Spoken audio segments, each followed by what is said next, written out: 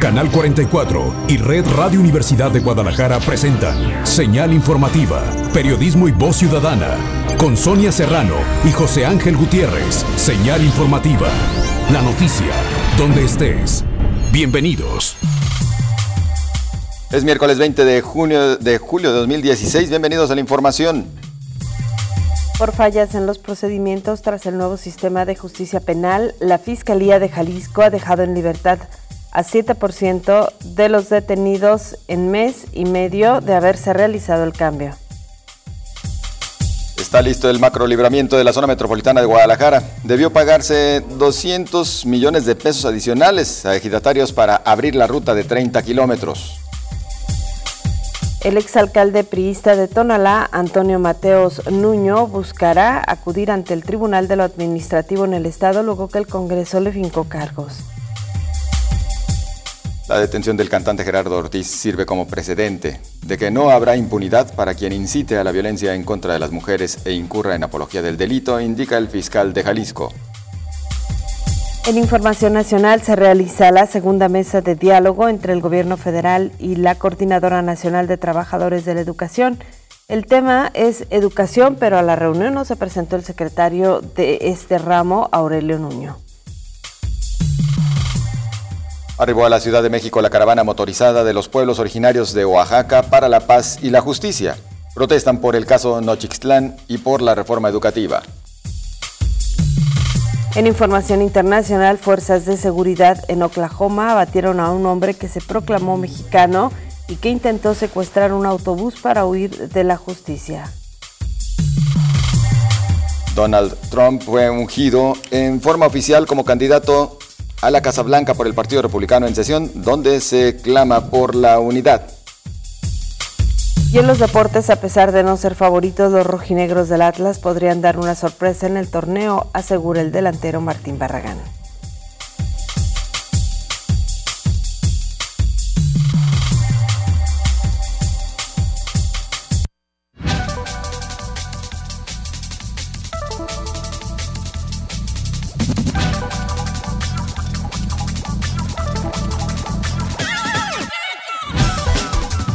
Buenos días, gracias por acompañarnos en la señal de Canal 44 de Televisión Abierta, en el 104.3 de FM en su radio y en toda la red Radio Universidad de Guadalajara. Saludamos también a quienes nos acompañan desde Los Ángeles, California, a través del 31.2. De nueva cuenta, bienvenidos. Buenos días, Sonia Serrano.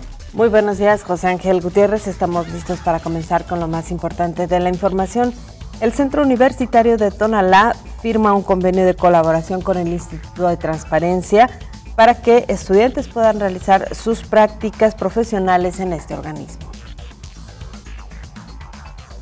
Para fortalecer los vínculos institucionales, el Centro Universitario de Tonalá firma convenio de colaboración para que estudiantes realicen prácticas profesionales en las instalaciones del Instituto de Transparencia, Información Pública y Protección de Datos Personales de Jalisco, informó el rector Ricardo Villanueva. Porque al inicio del semestre, en el 16 de agosto, los estudiantes pueden empezar a elegir el lugar para realizar sus prácticas profesionales y ya tendrán como opción el instituto a partir de esta firma de convenio. Tomando en cuenta que es un centro multidisciplinario, ¿cuáles serían las primeras carreras que ya estarían aquí ejerciendo sus prácticas? Bueno, yo de inicio veo dos muy interesadas, que es la de Derecho, ¿no? Y la de Tecnologías, las de Ciencias de la Información, ¿no? Pero, por ejemplo, tenemos contabilidad también, que pueden hacer prácticas aquí. Tenemos, la verdad es que todas las licenciaturas podrían vincularse al Instituto de Transparencia. Además de coordinar un diplomado en Transparencia y Protección de Datos Personales para el mes de septiembre próximo en el Centro Universitario. Por su parte, la presidenta del Instituto de Transparencia, Cintia Cantero Pacheco, exhortó a la sociedad en general en ejercer el derecho de protección de datos personales. Por eso, reiteramos el llamado a la sociedad a ejercer estos derechos, a preguntarle a sus autoridades o a pedirles también que protejan sus datos personales. Este derecho tiene menos años, es menos utilizado por la sociedad. En el Centro Universitario de Tonalá de la Universidad de Guadalajara hay más de 5,600 estudiantes, de los cuales 1,000 iniciarán con la etapa académica de realizar prácticas profesionales. Señal informativa, Isaura López, Villalobos. Ya se nos ha dicho, y esa es la expectativa, de que con el nuevo sistema de justicia penal se reduzca hasta en 30% la cifra negra de denuncias. Y sin embargo, por algunas fallas en los procedimientos que se han venido registrando, la Fiscalía deja en libertad al 7% de los detenidos. Este sistema nos ofrece... A mes y medio de que comenzó a implementarse el nuevo sistema de justicia penal en Jalisco, es momento de hacer un corte de caja. Autoridades estatales señalaron que hasta el momento se han integrado 14.600 carpetas de investigación en la zona metropolitana de Guadalajara, con lo que prevén que habrá un incremento en las denuncias y una reducción en la cifra negra, hasta en un 30%. Escuchamos al enlace en la Fiscalía General del Estado para la implementación del sistema, a Blanca Trujillo Cuevas. Se estaba haciendo un balance precisamente con lo que se cerró el año pasado y con lo que se pronostica que se cerrará este año, y yo creo que sí es fácil un 30% de aumento de denuncias, porque esa cifra negra viene en reducción, porque el policía está tomando conocimiento del hecho, y hay mucha gente, muchas carpetas de investigación que se inician en Fiscalía y la víctima no ha tenido que ir a pisar las instalaciones. Obviamente, si se necesita su presencia para alguna diligencia ministerial o alguna cosa en la que tenga que intervenir, se le girará citatorio y la persona acudirá para darle seguimiento a su carpeta. Por su parte, el encargado de atención temprana en la Fiscalía General, Raúl Sánchez, aseguró que los policías municipales que lleguen primero a la escena del hallazgo deberán de ser los primeros respondientes y tendrán la obligación de iniciar las carpetas de investigación. Con esto, queda cancelada la idea de entregar tickets para que sean los propios ciudadanos quienes hagan solos el proceso ante el Ministerio Público. Ahí es el apoyo que nos debe dar la ciudadanía, que cuando acuda cualquier autoridad, cualquiera de primer respondiente, que tome conocimiento, porque lo que están haciendo es decirle, ciudadano, ¿usted quiere acudir a la calle 14? Pues es decir, no, atiéndame en este momento. Es la obligación. Este nuevo sistema nos hace obligados, solidarios a todas las autoridades. Al que llegue en el primer momento es la autoridad competente que va a conocer. Puede llegar cualquier otra autoridad en auxilio y conocimiento, puede incluso estar el Ministerio Público si es necesario, pero el primero que llegue es el que se debe atender.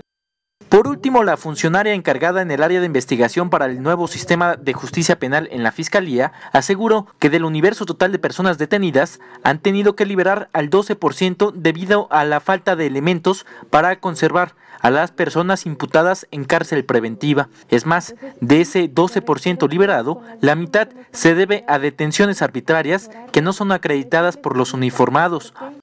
Sí se han estado detectando cuáles son las causas que motivan a dejar una persona en libertad, o incluso hablar de un tercer aspecto, ¿no? No todo es responsabilidad del policía de la flagrancia o de la puesta a disposición, también en ocasiones el delito, es decir, cuando se pone a disposición una persona por un delito menor que no alcanza prisión preventiva, esta persona amerita que, aunque haya sido legal su detención, se le deje en libertad, porque la forma de llevarlo a audiencia sería a través de una cita.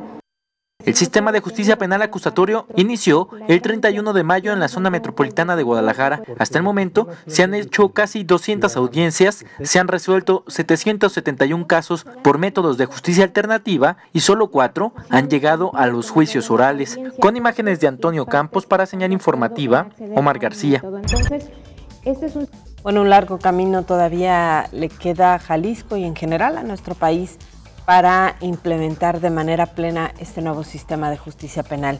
Y cambiando de tema, el Observatorio Ciudadano de Movilidad pide a las autoridades actuar en el desbordado tema ya de los mototaxis. Tienen que haber autoridad, dijo el coordinador de esta instancia, Alberto Galarza.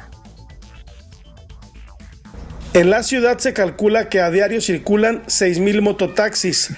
Esa modalidad comenzó con 300 unidades en los fraccionamientos de Tlajomulco y hoy se encuentra ya mototaxis en Tlaquepaque, Tonalá, Zapopan e Ixtlahuacán de los Membrillos.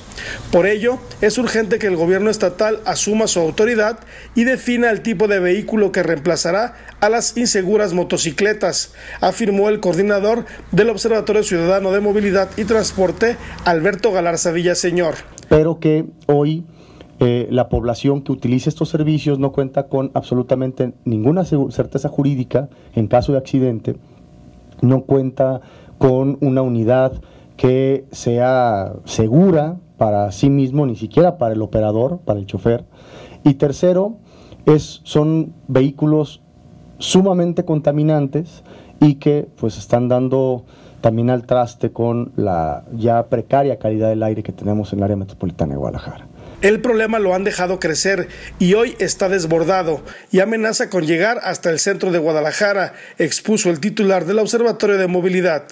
Tiene que haber Estado para que haya una solución, tiene que haber una transición hacia un modelo que pueda dar el servicio. No puedes llegar como Estado y órale, quítense y pues ahí vemos luego cómo se mueve la gente. No, tiene que haber un acuerdo, tiene que sentarse en una mesa, tiene que haber, ya hay un modelo que hizo el propio Instituto de Movilidad de Cuencas de Servicio con este tipo de camionetas sprinters, ¿no?, para poder accesar esas calles. Entonces, bueno, por eso digo que tiene que haber gobierno y tiene que haber Estado para que pueda regular esta necesidad.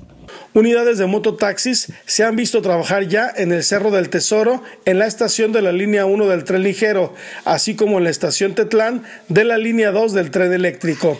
Con imágenes de Antonio Campos, señal informativa Ignacio Pérez Vega. Bueno, pues un problema desbordado, el de los mototaxis ya se ha comentado, y en el cual pues urge ya la intervención por parte de las autoridades, que son las que lo han permitido que así creciera de esta manera y ya los encontremos por toda la zona metropolitana de Guadalajara. Momento de la pausa, continuamos con usted.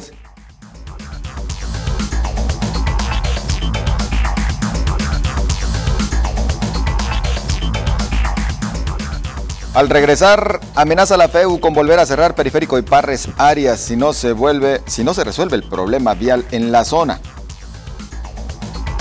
Y más adelante, Fernando del Paso presenta Los colores y el sueño en el 25 aniversario de la Biblioteca Iberoamericana Octavio Paz.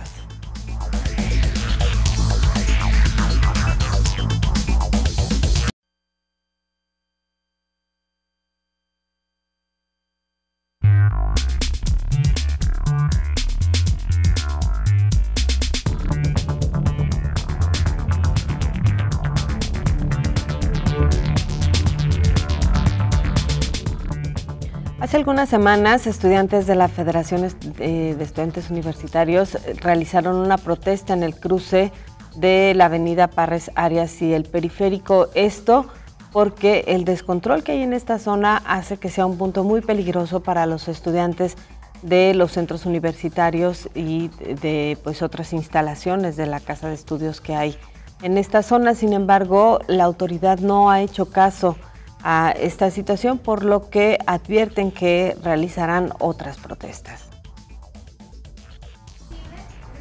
El gobierno estatal debe realizar cuanto antes algunas acciones acordadas hace un par de meses para dar seguridad a los cerca de 40,000 estudiantes y trabajadores que acuden a diario a la Preparatoria 10 y a los centros universitarios de Ciencias Económicas Administrativas y de Ciencias Sociales y Humanidades. De no hacerlo antes del 15 de agosto, la Federación de Estudiantes Universitarios realizará un cierre de la avenida Parres Arias a la altura de Periférico, advirtió el dirigente estudiantil Alberto Galarza Villaseñor, quien dijo que se deben cerrar 2 retornos, instalar bahías para el paso seguro de los peatones y colocar un semáforo en la avenida Enrique Díaz de León.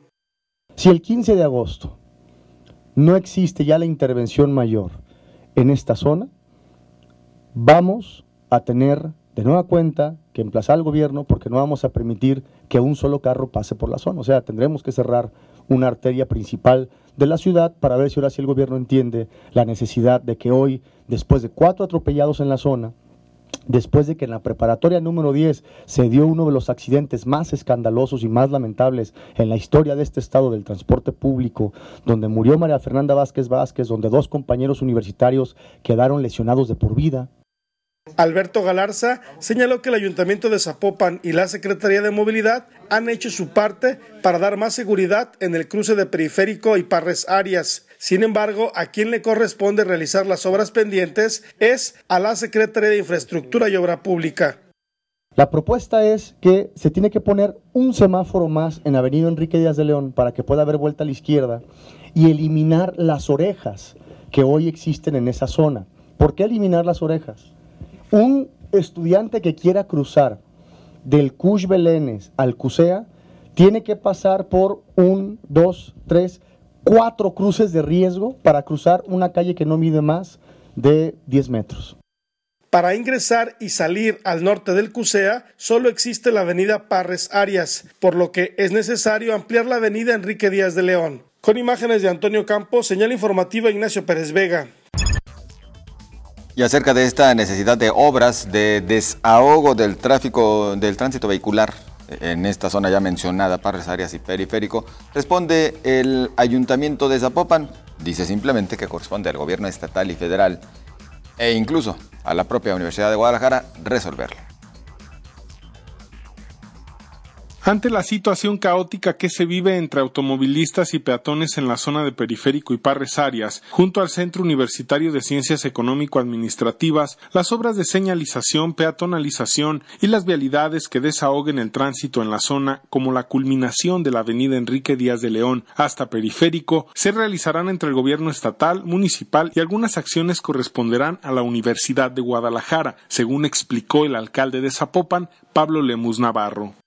Se determinó que todos los trabajos al interior del periférico serían una responsabilidad exclusiva del gobierno del estado.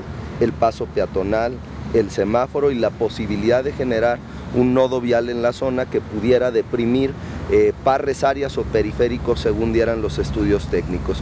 Por nuestra parte, las obras en las cuales nosotros nos comprometimos a realizar fue primero toda la zona de peatonalización en lo que será el nuevo Cush, que es, digamos, del otro lado del Cusea, cruzando la banqueta, y nosotros estamos por inaugurar en los próximos días ya todas las banquetas del Cusea. Ahorita les digo cuándo, porque ya estamos, no sé, a lo mejor a una semana de poder inaugurar toda la peatonalización de esa zona. Señaló que otra obra que también comenzarán pronto es la prolongación Laureles. Habla Pablo Lemus. Nosotros nos comprometimos a hacer también prolongación Laureles. En ello estamos actualmente generando los contratos de indemnización de los particulares en la zona para poder concluir la obra en 6 carriles en concreto hidráulico. Tenemos que hacer una indemnización a ciertos particulares por estas obras. Estamos ya, digamos, en la etapa final de las mismas. Mañana en la noche tengo una reunión incluso también con autoridades de la Universidad de Guadalajara para firmar ya los convenios con respecto a las propiedades que también tiene la universidad en la zona.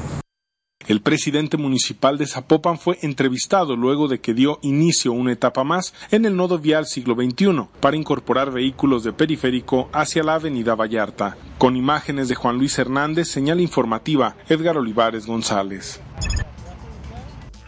El fiscal Eduardo Almaguer defiende las acciones que se llevaron a cabo para detener al cantante Gerardo Ortiz. El titular de la Fiscalía General de Jalisco defendió la detención del cantante de música de banda Gerardo Ortiz, donde queda el precedente de que no habrá impunidad para los productores y músicos que realicen contenidos musicales que inciten a la violencia en contra de las mujeres.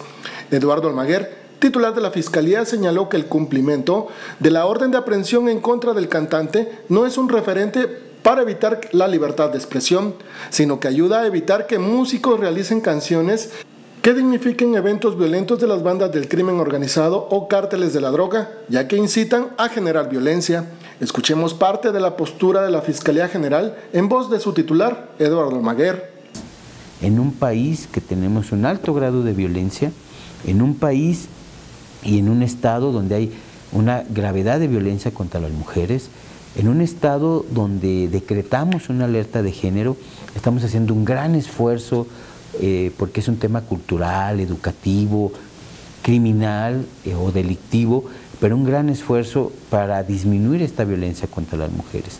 Además de los cargos de la apología del delito que se logró fincar al cantante Gerardo Ortiz, el titular de la Fiscalía dijo que hay una carpeta de investigación en la PGR por la presunción de vínculos con la delincuencia organizada y utilizar dinero de procedencia ilícita. Habla Eduardo Almaguer.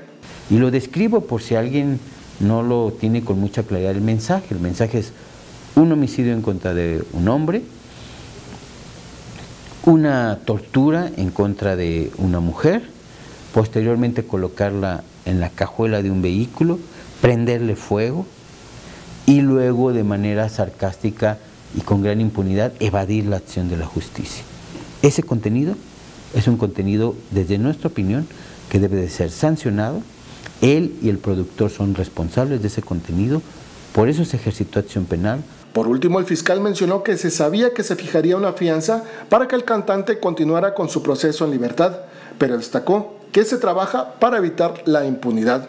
Sabíamos que el juez le iba a fijar una fianza, pero lo que sí es importante destacar, que por primera vez en muchos años hubo una autoridad que se atrevió a decir: eso que se está difundiendo está mal, eso que se está difundiendo es un delito, y es un delito porque está incitando a las personas, está generando en las personas el que se cometa ese tipo de delito tan grave como es el homicidio, como es la tortura, el feminicidio y posteriormente la impunidad. Las imágenes son de Juan González, señal informativa Henry Saldaña.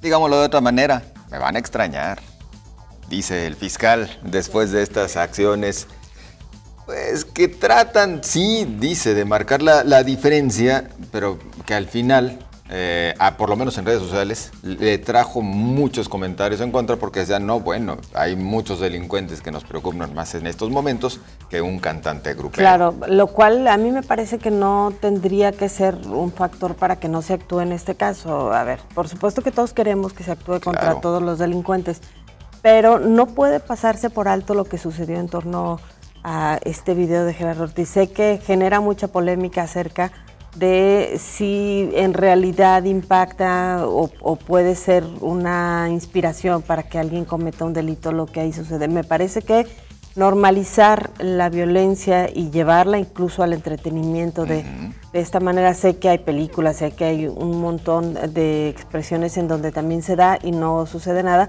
pero creo que poner el dedo en la llaga, seguramente a partir de esto que sucede con Gerardo Ortiz, habrá muchas consideraciones sobre quienes producen este tipo de contenidos.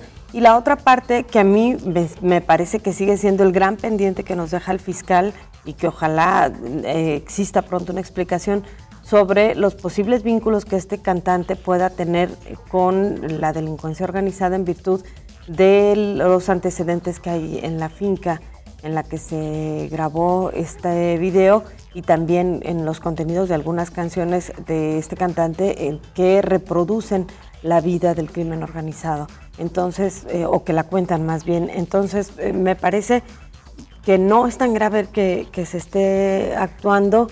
Lo que sí sería interesante sería que la actuación de la autoridad fuera integral en este caso. Sí, y más allá de la guasa y el cotorreo que esto provoca, que en realidad, pues sí, se llegue al fondo de las cosas. Y también, bueno, aquí valdría la pena recordar que hay una instancia que depende de la Secretaría de Gobernación, que es la que tendría que estar impidiendo que este tipo de malos ejemplos se difundan a través de los videoclips, claro, que también ahí está fallando. Además hay otra cosa, el tema de la violencia contra las mujeres no es un asunto menor en nuestro estado. Jalisco tiene problemas muy delicados.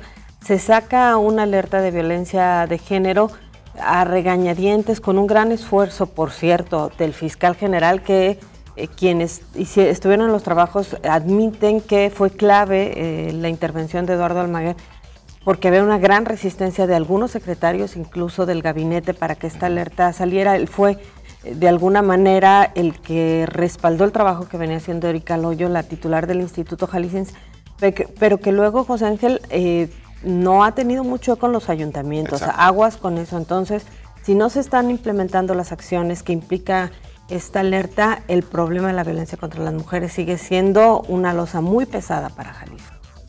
Y bueno, pues seguro usted también tiene un punto de vista y esperamos su participación. Lo que también fue noticia, bueno, no fue que ya hay un nuevo nodo vial que estaba ahí pendiente, sino justamente eso, que rompió récord en el periodo que se llevó para su construcción, 5 años, para que ya por fin se tenga listo este nodo vial siglo XXI, que puso en funcionamiento el Ayuntamiento Zapopano en la confluencia de Periférico y Avenida Vallarta.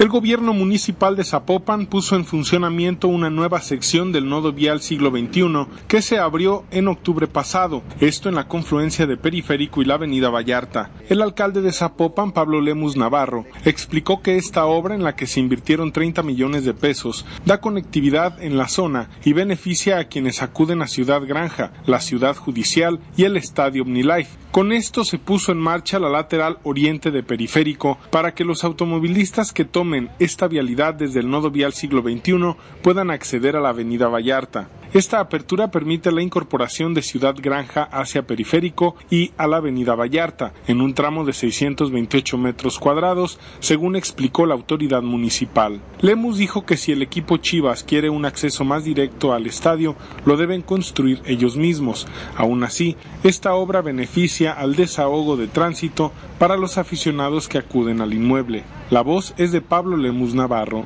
No es una obra prioritaria para nosotros en este momento, ya con la incorporación del nodo siglo XXI es suficiente para los usuarios del estadio. Sin embargo, si el estadio mismo requiere hacer una incorporación mucho más directa, ya será una obra que tendrán que ejecutar ellos. El dinero para realizar esta obra salió del Fondo Metropolitano y será la única vía para unir Periférico hacia Vallarta de sur a norte. Con imágenes de Juan Luis Hernández, señal informativa, Edgar Olivares González. Y el exalcalde de Tonalá, Antonio Mateos, busca librarse de los cargos por 105 millones de pesos que se le fincaron. No descarta ampararse ante el Tribunal de lo Administrativo del Estado el exalcalde priista de Tonalá, Antonio Mateos Nuño, para librar los cargos por 105 millones de pesos que le impusieron el Congreso local y la Auditoría Superior. Aunque ya está fuera de tiempo, el exalcalde tonalteca acudió al Congreso a entrevistarse en privado con sus diputados correligionarios y pedir que se le tomen en cuenta las pruebas de forma extemporánea, y aseguró que no tiene nada que temer. No hay mal uso de recursos ni desviación, son observaciones de documentos. Esto es todo lo que... No, bueno, observaciones ya no son, ya son cargos, ¿no? Pero fincaron cargos, pero son observaciones que hacen y que son de documentos. No hay desviación, ni hay malversación, no hay... Es documentación que nos hace falta. ¿Se ha reunido con el auditor? ¿Usted también presentaría algún recurso ante el TAE, como lo han hecho otros alcaldes? Pues vamos a ver el procedimiento, ¿no? Porque te digo, vamos a revisar ese documento. Así lo declaró al salir de la oficina del coordinador de los diputados del PRI, Hugo Contreras Cepeda, quien negó que haya negociación política para exonerar a Antonio Mateos, y también dejó entrever que su única salida será ampararse ante el TAE. Las personas o las instituciones tienen, insisto, de acudir a tanto al Congreso como a la propia auditoría y, por qué no decirlo con toda puntualidad, al Tribunal de lo Administrativo en su momento. ¿Es el primer alcalde que viene a buscar que le hagan paro? No, hemos escuchado, hemos escuchado a todo el mundo y de todos los colores. ¿Qué les pidió? No, le digo, ahí está, yo lo estoy escuchando, él da su análisis, su punto de vista, el proceso está vivo, no está cerrado y tienen el derecho de audiencia. Y aunque el dictamen que consigna irregularidades administrativas ya fue aprobado en la Comisión de Vigilancia del Congreso y no se puede revertir, Antonio Mateos se dio tiempo todavía de bromear con las reporteras. Si usted me pone nervioso tantas mujeres. Tenía mucho ganas de y tan guapas. Oiga, nada más, mire lo galán, no se le quita. Para Señal Informativa, Julio Ríos. Tan guapas. Bueno, pues ahí está el alcalde que no solamente tiene estos cargos por 105 millones de pesos, sino que dejó endeudadísimo al ayuntamiento de Tonalá. Se calcula que alrededor de 1.300 millones de pesos en deudas heredó, no solamente con bancos, sino deudas con pensiones, pero que además saturó la nómina en este municipio de por sí con tantos problemas económicos. Claro, problemas económicos que luego acentuó su sucesor, Jorge Arana Arana, que ahora es diputado local, pero que fue justamente uno de los que más cuestionó la crisis financiera con la que heredó el gobierno de Tonalá de Antonio Mateos. Hacemos una pausa, regresamos, tenemos más información.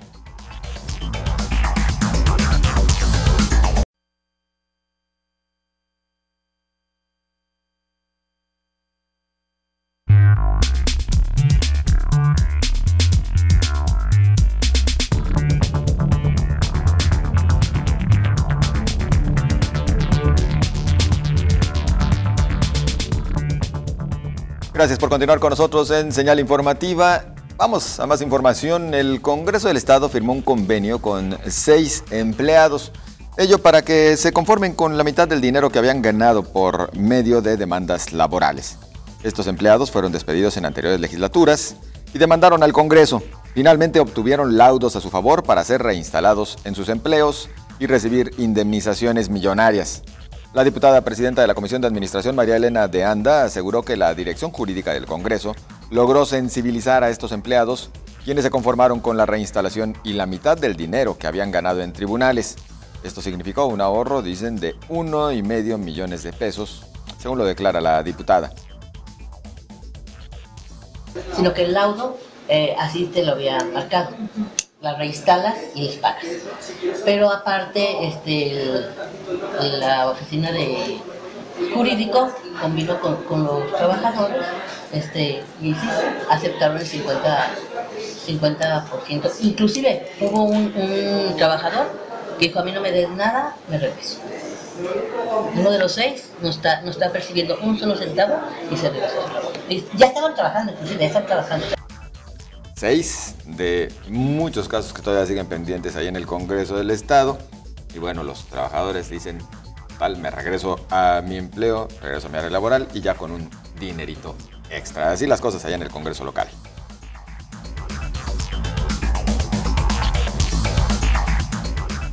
Y proponen diputados de Movimiento Ciudadano la creación de agrociudades que podrían servir por su cercanía para obtener recursos con el campo.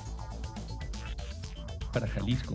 Como una alternativa para municipios que desean coordinarse pero que no cumplen con los requisitos para convertirse en área metropolitana, diputados de Movimiento Ciudadano proponen crear la figura de agrociudades, con lo cual podrían acceder a bolsas económicas especiales y unirse en torno a un objetivo común. El diputado Augusto Valencia, promotor de la iniciativa, dice que buscarán reformar 13 artículos de la Ley de Coordinación Metropolitana del Estado de Jalisco y el Código Urbano. La figura de una red intermunicipal de agrociudades servirá para coordinar los servicios y mejorar la planeación territorial entre los distintos municipios de Jalisco que no forman parte de ninguna zona metropolitana y que tienen la ventaja de conservar un ambiente rural y urbano. Lo que buscamos es una alternativa de asociación para municipios que por cuestión de conectividad no tienen, digamos, cubierto el requisito, y no buscamos que aceleren su crecimiento o desarrollo de forma desordenada, más bien incentivar estas ciudades intermedias como agrociudades y darles los recursos suficientes para que solventen necesidades en conjunto. La diputada María Elena de Anda asegura que la mayoría de las ciudades medias y municipios en los Altos de Jalisco encajan en el modelo propuesto. Explica que existe la propuesta de crear la zona metropolitana de Tepatitlán, pero considera que para esa área encajaría más bien este modelo junto a varios municipios. En este caso, pues serían los mismos de la zona del Distrito 3, que vendría siendo Aranda, San Miguel, San Ignacio, Jalos, aunque el Lago de Moreno no entra dentro del Distrito 3, pero también por su cercanía podría entrar dentro de este modelo.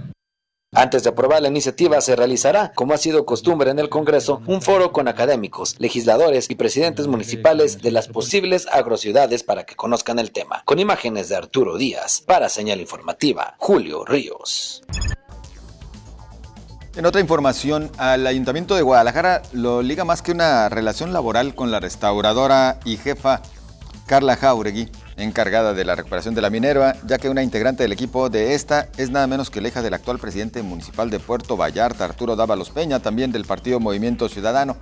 Carla Jáuregui es la maestra y Cintia Dávalos Becerra, la alumna. Juntas trabajaron en la restauración de la fachada de otro inmueble legendario del centro de Guadalajara, el Templo de Santa Mónica. Aparentemente Cintia laboró en la Mesa del Nayar en la restauración de imágenes veneradas por los Coras hasta el 14 de julio pasado, para luego integrarse al equipo de Carla, que se hará cargo de la restauración de la Minerva y cuya participación se ha cuestionado debido a que en forma directa se le adjudicó la obra por parte del alcalde de Guadalajara, Enrique Alfaro Ramírez. Como ha quedado demostrado, se adjudicó dicha obra sin que existiera todavía un proyecto ejecutivo y un presupuesto. Cierto, aunque se calcula que costará más de 8 millones de pesos. Cintia Dávalos tiene experiencia y ha participado en obras de restauración como las 14 estaciones del Vía Crucis del Templo de San Sebastián de Analco, donde se reportó incluyó desmontaje, transporte, diagnóstico, restauración, montaje, presentación de las actividades realizadas a los interesados y propuesta de conservación preventiva. Ella es egresada de la Escuela de Conservación y Restauración de Occidente, la ECRO, con la licenciatura en Restauración de Bienes Muebles, generación 2008 y 2013, justo en el lapso de tiempo en el que se ha desempeñado como maestra investigadora del mismo plantel, la restauradora Carla Jáuregui, que empezó a dar clases en septiembre de 2009, y a la fecha, Cintia Dávalos, a la que ya sus amigas y conocidas hacían laborando en Europa, aparece en cambio en fotografías durante las primeras pruebas de ultrasonido para medir el espesor de las placas que conforman la Minerva. En redes sociales incluso recibe múltiples felicitaciones por su integración a este proyecto, bajo las órdenes de Carla Jáuregui, con la que hasta ahora se aseguraba que no había liga alguna por parte de la actual administración municipal.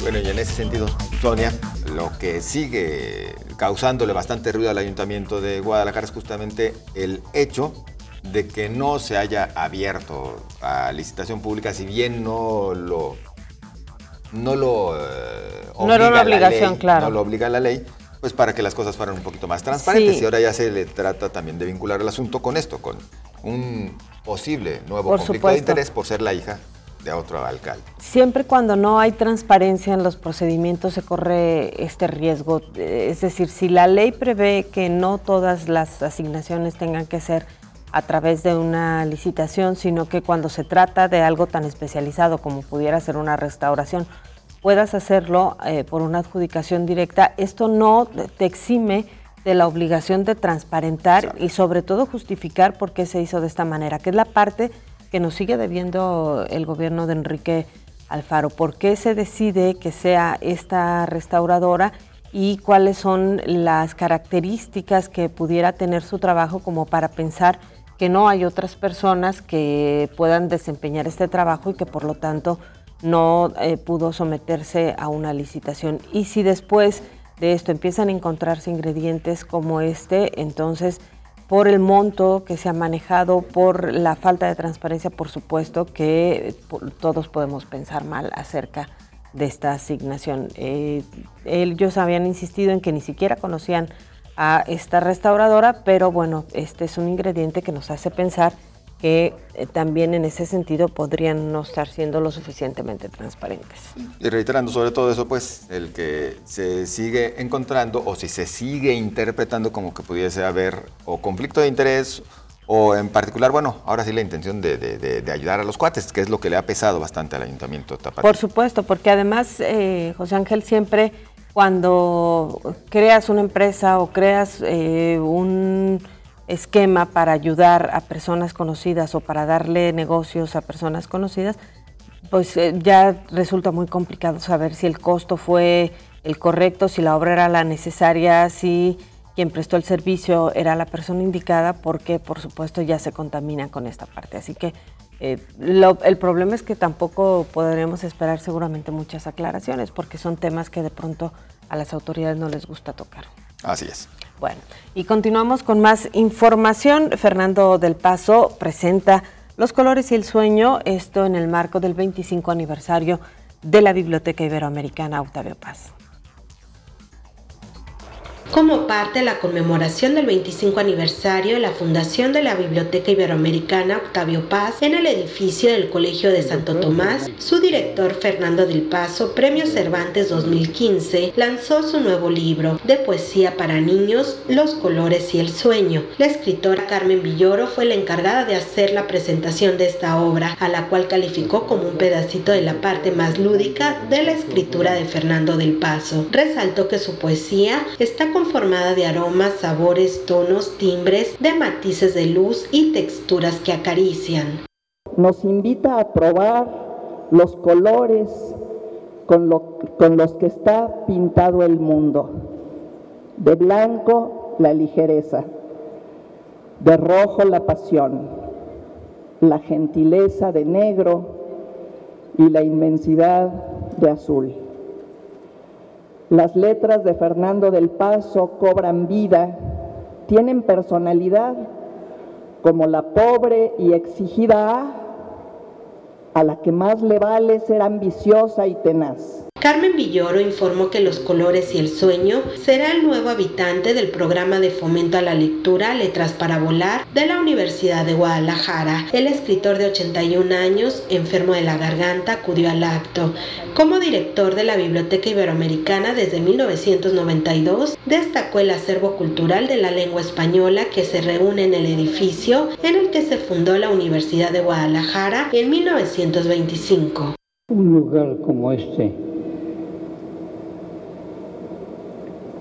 que fue la decisión y el sueño de nuestro querido ex rector Raúl Padilla López, pretende atesorar esta clase de afinidades y ofrecerlas a los lectores de todas las edades y clases sociales sin discriminación alguna, para un mejor entendimiento de nuestra historia y nuestros problemas comunes a través de su gran acervo de más de 700.000 volúmenes.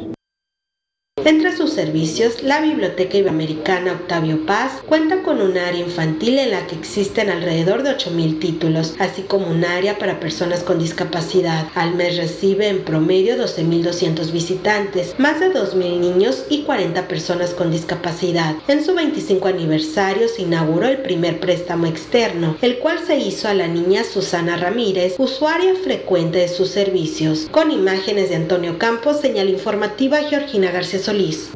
Llegó Raúl Padilla. El escritor Fernando del Paso, que en no pocas ocasiones ha hablado fuerte respecto a lo que ocurre en nuestro país, pues reiteró que no es optimista, que no puede ser optimista al hablar del presente y el futuro de México. En breve entrevista que concedió en el 25 aniversario de la Biblioteca Iberoamericana Octavio Paz, el autor de las obras de José Trigo, Palinuro de México y Noticias del Imperio, mantuvo sus críticas al gobierno de Enrique Peña Nieto. El Premio Cervantes 2015 expuso que el discurso redentor del presidente de la República solo evidencia su culpa en el caso de corrupción de la Casa Blanca. En primer lugar, una persona no tendría por qué disculparse de lo que tiene.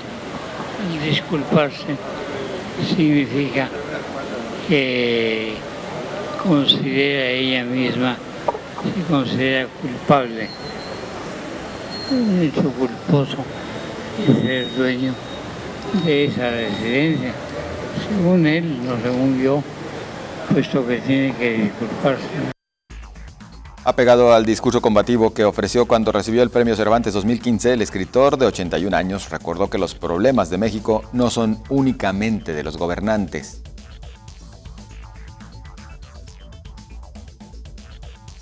Los problemas del país tienen dos actores principales, obviamente, es obvio, ¿no? El gobierno y los gobernados. Y los gobernados, entre los gobernados existe una bulia y un escepticismo muy grandes que deberíamos de cambiar. El problema no está compuesto por una persona o un solo grupo de personas, sino por todo el país. Contundente Fernando del Paso, pese a la brevedad de su entrevista, apenas tuvo una duración de 4 minutos, pues se disculpó, ya que dijo no poder contestar más preguntas debido a que se sentía mal de la garganta y tenía dificultades para hablar.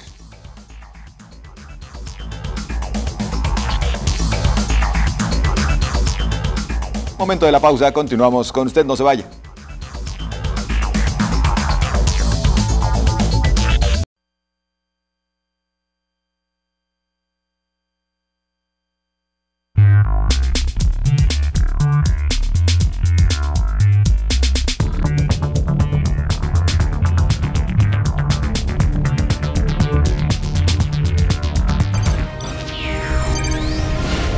Señal directa. Continuamos en Señal Informativa, vamos a la línea telefónica. Ya está en la misma el doctor Guillermo Carduño con su colaboración de esta semana. Doctor, muy buenos días, qué gusto saludarlo. Muy buenos días a usted y al auditorio. Bueno, hoy vamos a hablar precisamente sobre el atentado del 14 de julio. Las dos Francias vuelven a enfrentarse, esta vez con más de 80 muertos de una multitud de heridos producida por al embestir un camión a una multitud que celebraba la toma de la Bastilla. ¿Qué hay de común en estos dos eventos? En 1789, la chusma, la plebe, el populacho, los sanculots, como la nobleza acostumbraba a designar a los marginados que se levantaron contra la nobleza, el clero y los militares. Ese día ocurrió el famoso diálogo entre Lafayette, testigo de la Revolución de Independencia norteamericana, y Luis XVI, y a la pregunta temblorosa del monarca que pretendía reducir todo el evento a un evento sin mayor proporciones, cuando le dijo, es una revuelta, y Lafayette fue claro e inmediato, no majestad, es una revolución. El origen de las dos Francias actuales se remonta al siglo XIX, cuando Francia invadió la costa mediterránea de África, instaló sus enclaves coloniales, y ahí se podía ver la diferencia entre la población nativa islámica en total desamparo, las oligarquías aliadas del colonialismo y, por supuesto, los franceses europeos, entre los cuales habría que distinguir entre los migrantes que buscaban mejor futuro y que no siempre encontraron, y los mandos militares y administrativos de la colonia, dueños de todo el poder y de la riqueza. El petróleo sería para el siglo XX el punto donde se desatarían las ambiciones coloniales durante la Primera y Segunda Guerra Mundiales, por lo que fueron objeto de la ocupación por parte de las potencias enfrentadas, donde incluso un agente de la inteligencia inglesa, a quien se le conoce como Lawrence de Arabia, unió primero a las tribus nómadas árabes para después arrojarlas en manos del colonialismo inglés y francés. Es a partir de los años 50 que Gamal Abdel Nasser da un golpe de Estado, nacionalizó el canal de Suez, y la ONU se lanza en favor de las potencias hegemónicas, ante la protesta de un tercer mundo que apenas está surgiendo, obligándolos a retirarse y aceptar la soberanía egipcia sobre el canal. Pero esta visión no hubiera sido posible sin la ideología islámica, que dio forma al primer Estado islámico, que fue la República Árabe Unida, que representaría a la unión entre Siria y Egipto. En la década de los años 60 surgen movimientos pro independencia bajo una visión que rechazaba toda forma de injerencia colonial. Es ahí donde la población de origen francés es hostigada y tiene que regresar sin nada a Francia. Y desde entonces, en más de 50 años, nunca han dejado de ser marginales en su propia tierra, imposibilitados de volver al continente africano, pero frente a un sistema europeo que los rechaza, y por eso la opción comunitaria que unifica a todos estos sectores marginales hoy en día es el Islam. Y no es casual que este acto se haya producido justamente el día de la liberación de Francia de los privilegios, donde la respuesta sistémica sigue siendo la misma, estado de excepción, calificativos como terroristas, que si bien es cierto no podemos aprobar el método porque las víctimas son inocentes, tampoco podemos considerar que Europa y los europeos no se reconozcan en lo que hicieron, en los pogromos que hicieron, porque nadie puede mantener cautivo a un pueblo sin perder también su propia libertad. Al mismo tiempo, difiero radicalmente de quienes afirman que es un ataque a la civilización occidental, porque el Islam fue el resguardo del medievo de esta civilización. Entonces, la lucha es contra el gran capital que hoy domina el mundo y nos niega como globalidad la identidad y la pertenencia. Esta es precisamente la gran tragedia que hoy vive Francia, las dos Francias que no logran entenderse y donde definitivamente la violencia ha comenzado a imponerse como método cotidiano.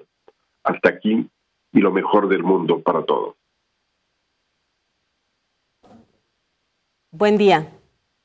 Buen día para ustedes. Bueno, pues ahí está sin duda una explicación a un tema que ha sido complejo de entender para el mundo, seguramente uno de los fundamentos de esto que está sucediendo y de por qué Francia justamente pues ha sido el escenario al menos de dos de los atentados más graves que se han registrado últimamente en el planeta. En otra información, el próximo ciclo escolar 2016-2017, la Secretaría de Educación en Jalisco le apostará a preparar a los maestros de primaria y secundaria en las asignaturas de matemáticas, lectura e inglés. Francisco Ayón López, secretario de Educación, informó que ya trabajan en el diseño de los programas de capacitación para los profesores. En Jalisco tendrá que ver con el tema de matemáticas, de inglés y de lectura y comprensión de textos. ¿Ya para el siguiente ciclo va a operar? Nuestra idea es que sí. 3 rubros en los cuales urge intervenir un poco más: en las matemáticas, la lectura y comprensión, y junto con ello yo pondría la ortografía y, por supuesto, el aprendizaje del inglés, en el cual también existe bastante rezago.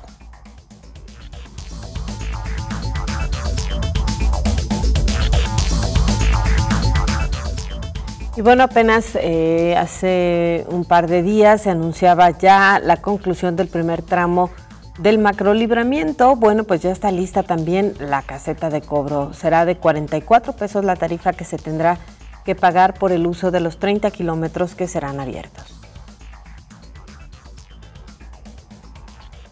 A raíz de que ejidos y particulares presentaron 50 juicios de amparo en contra de la construcción del macrolibramiento, exigiendo ser indemnizados, a la Secretaría de Comunicaciones y Transportes le correspondió pagar más de 200 millones de pesos adicionales para concretar la obra, informó el director del Centro Jalisco de la SCT, Bernardo Gutiérrez Navarro, quien hizo un recorrido por el tramo de 30 kilómetros que se pondrá en servicio antes del 31 de julio. Habla el delegado de Comunicaciones y Transportes. Es una obra que, desde mi punto de vista, se va a convertir en la carretera logística más importante del occidente del país. Esta carretera va a permitir unir al puerto más importante en este momento del país, que es Manzanillo. Manzanillo ya tiene una participación de mercado en cuanto a contenedores del 45%, pero se estima que al terminar el gobierno del presidente Enrique Peña Nieto lleguemos a la mitad de los contenedores del país vengan precisamente por la autopista de Manzanillo a Guadalajara. Al recorrido realizado en motos y en autos particulares acudió el coordinador del Consejo de Cámaras Industriales de Jalisco, Daniel Curiel, y el alcalde de Ixtlahuacán de los Membrillos, Eduardo Cervantes Aguilar. El dirigente empresarial expuso que el macrolibramiento desahogará el tráfico de carga que hoy circula por Periférico Sur. Es muy bueno el ver que se empiezan a destrabar las obras y este macrolibramiento que bueno, prácticamente está terminado porque lo hemos platicado y son ya pequeños tramos los que hacen falta y los temas legales que, como tú dices, qué bueno que se resolvieron 50 asuntos. El macrolibramiento tendrá una extensión de 111 kilómetros y 7 entronques. De ello habla el gerente del proyecto de Grupo Carso, Víctor Manuel Orozco. Nos quedan los 2 últimos entronques, que uno es el de Tala. Ese va a estar muy bonito, lleva un viaducto que apenas lo vamos a comenzar, que es una de las rutas más críticas. Y posteriormente la salida hacia Tepic, que es el entronque del Arenal. La caseta de cobro ya está lista y la tarifa será de 44 pesos por un tramo de 30 kilómetros. Con imágenes de Juan Luis Hernández, señal informativa Ignacio Pérez Vega. Hacemos una pausa, regresamos, tenemos más información.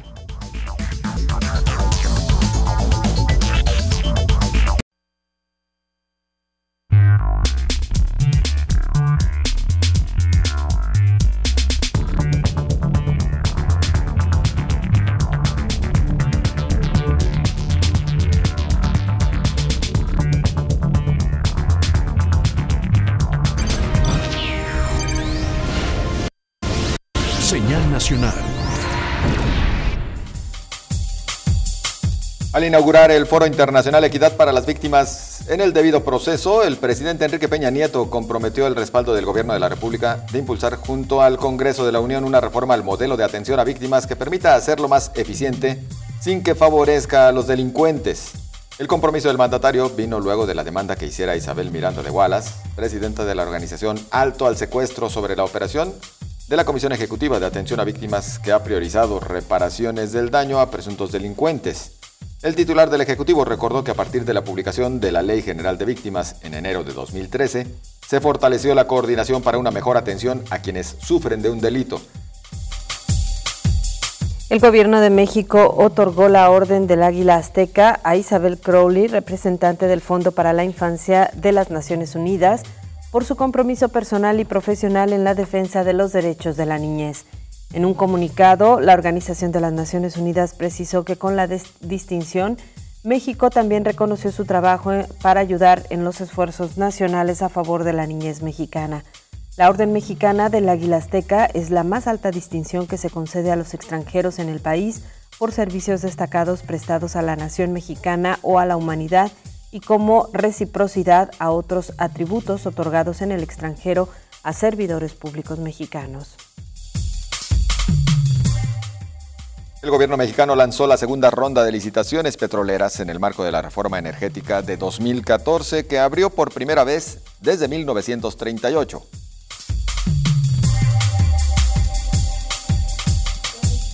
El gobierno mexicano lanzó el martes la segunda ronda de licitaciones petroleras en las que se ofertarán 15 bloques ubicados en aguas poco profundas del Golfo de México. Son yacimientos con unos 1.587 millones de barriles de crudo. Se estima que las primeras extracciones se obtendrán en 2020. El potencial de inversión de todas las áreas que se concursan podría alcanzar la cifra de 11.250 millones de dólares a lo largo de la vida de los contratos. Asimismo, se prevé que esta inversión podría generar hasta 30,000 empleos directos y 80,000 indirectos.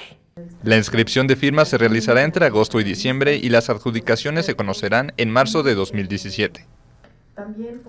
Las negociaciones se realizan en el marco de la reforma energética de 2014 que abrió por primera vez desde 1938 el sector petrolero a inversiones privadas. 3 licitaciones ya se concretaron en una primera ronda con 27 empresas de 7 países compitiendo con la estatal Petróleos Mexicanos. La Coordinadora Nacional de Trabajadores de la Educación se levantó de la mesa de negociación con el gobierno federal y emplazó el encuentro para continuar analizando una ruta para construir un modelo educativo nacional hasta que la Secretaría de Educación Pública suspenda la presentación del nuevo modelo educativo. Mientras tanto, el subsecretario de Educación Básica, Javier Treviño Cantú, calificó la reunión como exitosa y propuso a la coordinadora que participe en una mesa de trabajo para tratar las modificaciones a la evaluación magisterial.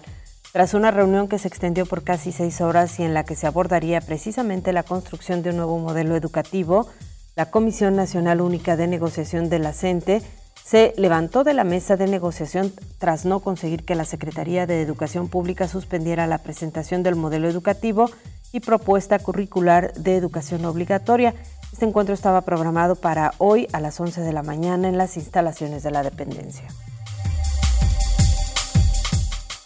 Egresados del Instituto Politécnico Nacional diseñaron una aplicación móvil turística de Teotihuacán, donde el usuario apreciará en su celular las pirámides del Sol y la Luna a partir de modelos 3D. Las estructuras tridimensionales de ambas pirámides se crearon a partir de las maquetas del Museo de Teotihuacán, las cuales podrán ser apreciadas por el usuario siempre y cuando estén ubicados en lugares estratégicos. La aplicación trabaja por medio de un GPS que adquiere la ubicación del interesado y de las pirámides. Además, reproduce en español la información de la zona arqueológica de Teotihuacán y brinda un recorrido completo.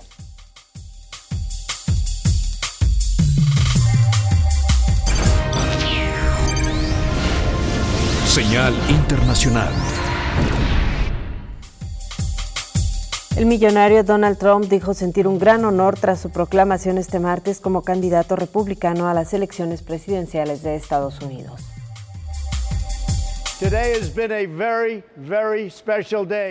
El millonario Donald Trump dijo sentir un gran honor tras su proclamación este martes como candidato republicano a las elecciones presidenciales de Estados Unidos.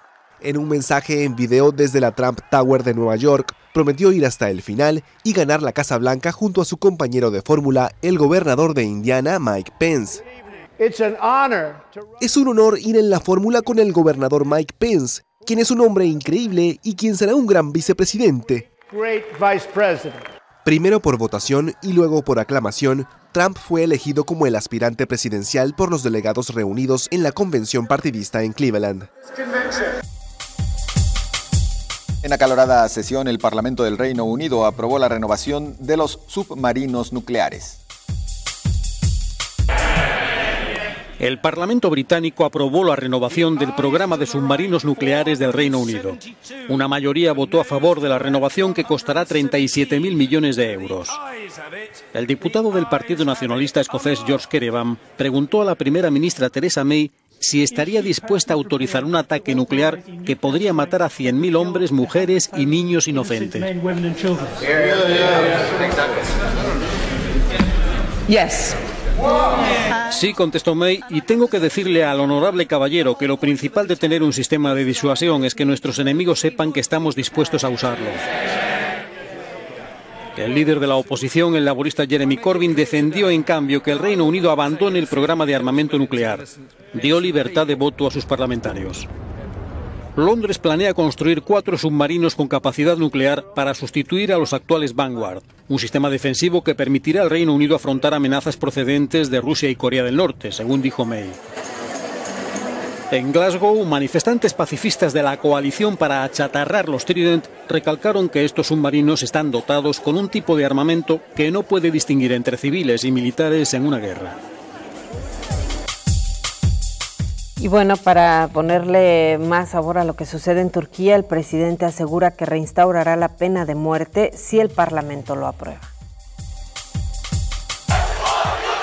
El presidente turco asegura que reinstaurará la pena de muerte si el Parlamento lo aprueba. En una escalada verbal de enroque autoritario, Erdogan volvió a aludir a la reinstauración de la pena de muerte abolida en Turquía en 2004. La cuestión de la pena de muerte será discutida en el Parlamento.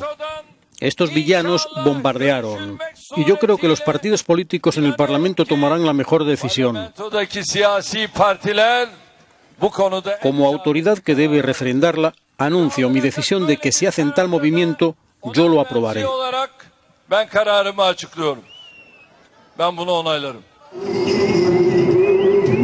El presidente turco ha instado a los ciudadanos a mantenerse vigilantes y a seguir ocupando las plazas del país durante toda esta semana, como ocurre en la plaza de Taksim de Estambul.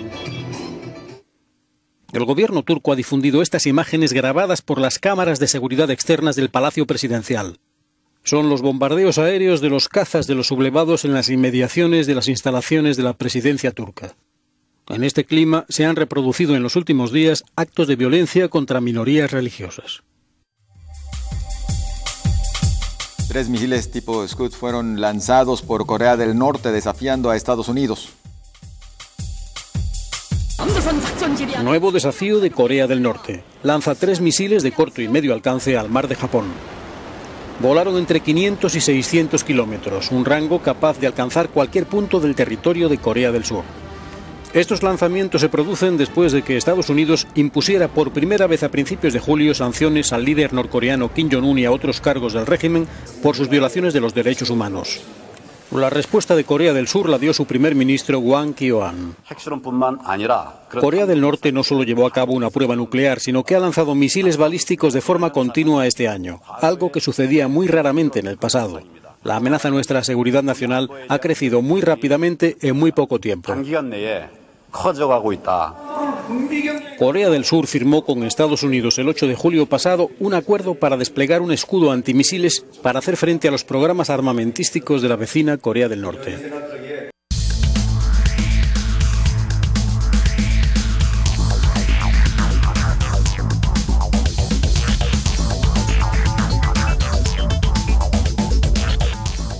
Regresamos a la información local.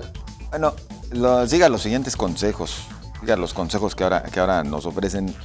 Invitan a tener cuidado con el uso de las tecnologías de la información y la comunicación. De no tomar medidas preventivas puede ocasionar algún problema en la salud de sus ojos, como fatiga visual, ojo seco, envejecimiento prematuro e incluso poder desarrollar cataratas. Cuidado con el uso de tecnologías de la información y la comunicación. De no tomar medidas preventivas puede ocasionar algún problema en la salud de sus ojos, fatiga visual, ojo seco, envejecimiento prematuro e incluso poder desarrollar cataratas. 7 de cada 10 personas duran más de 2 horas frente a la pantalla de una computadora, tableta, iPad o smartphone, mientras que en niños, niñas y adolescentes el tiempo se prolonga hasta 9 horas al día, señala la subdirectora médica de Global Glaucoma Institute con sede en Guadalajara, Luz América Georgie Sandoval. De esas 9 horas diarias, cambios en, fatiga visual, problemas de enrojecimiento, ojo seco, síntomas por ojo seco, cambios posturales, contracción en el cuello, y también nos puede ocasionar adicción hacia este tipo de tecnología. La cirujana oftalmóloga sugirió a los padres de familia evitar que los niños, niñas más pequeños usen las herramientas tecnológicas para evitar daños en los ojos, posturas incorrectas e incluso obesidad. La sugerencia sería cuidar la distancia a la que trabajan, alejar los dispositivos, no trabajar tan cerca. Algunos están trabajando a 35 centímetros, con los teléfonos lo acercan mucho. La sugerencia es que sea aproximadamente a 60 centímetros o 70, que se tenga una distancia más bien intermedia. La especialista expuso que la iluminación de las pantallas de los aparatos tecnológicos también afecta a la salud de la vista, al estar de manera directa en el ojo. Ejemplo de ello es cuando los niños o los adultos leen en la oscuridad usando solo la luz del celular, computadora o iPad. Es importante que las personas acudan con profesionales de la salud visual, niños y jóvenes menores de 40 años cada 3 años, de los 41 a 50 años acudir cada 2 años y más de 60 años de edad realizarse una revisión anual. Con imágenes de Rubén Fraire, señal informativa, Isaura López, Villalobos. Hacemos una pausa, regresamos, tenemos más información.